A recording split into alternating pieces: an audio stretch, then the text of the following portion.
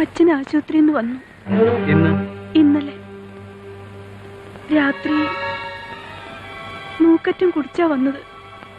തെറ്റെനിക്കാ പറ്റിയത്. അന്നേ കൊല്ലേണ്ടതായിരുന്നു. മനസ്സെടറിപ്പോയി.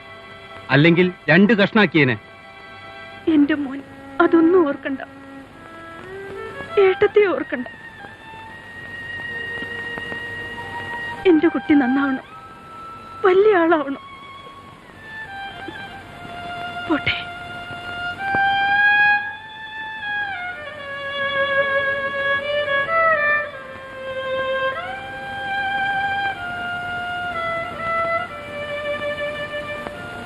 എന്റെ കുട്ടി ശശിയേട്ടനോട് ഒരു കാര്യം പറഞ്ഞില്ലേ?